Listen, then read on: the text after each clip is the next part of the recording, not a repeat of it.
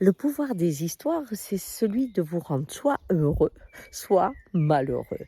Et nous avons tendance à aimer les histoires qui font souffrir. Je vous donne un exemple. Je me souviens de ce garçon qui avait un grand potentiel dans son travail, mais qui ne voulait pas faire de la politique, du lèche-botte, qui ne voulait pas être, on pourrait dire, malhonnête pour pouvoir gagner des galons. Donc, il disait, bah, j'ai pas l'étoffe qu'il faut, je ne suis pas capable de. Et je lui disais, c'est ton histoire, parce que dans ton histoire, tu imagines l'homme qu'il faut à ta place. Et de ce fait, l'incarnation de cet homme, personnage fantasmé, te fait énormément souffrir parce que ce n'est pas ta nature. Écris notre histoire.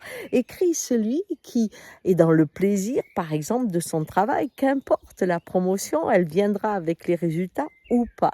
Mais c'est un homme capable de jouir dans un endroit où les gens sont au combat. Lui, il reste dans la paix de ce qu'il est. Ça va t'amener à du bien-être. Pourquoi je vous dis ça? Parce que ce qui se passe au niveau du monde se passe à votre niveau.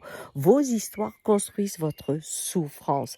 Quand on crée par exemple l'histoire où on dit on est tous frères, vous vous souvenez quand Jésus a dit ça? Eh bien, pour plein de gens qui étaient dans ça, c'est une race inférieure, etc., cette histoire de on est tous frères leur donnait le droit d'être égaux avec toutes les autres races. Une autre histoire.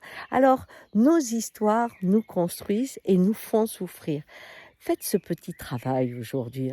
Regardez les histoires à laquelle vous croyez, que ce soit sur le plan religieux, sur le plan social, culturel, économique, votre famille. Regardez et pensez, est-ce que vraiment de croire à ces histoires me fait du bien?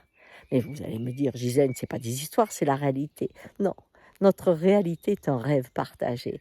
Il y a longtemps qu'on a quitté les sens qui donnent du sens. On est resté dans l'esprit qui rêve et qui pleure souvent. Ciao.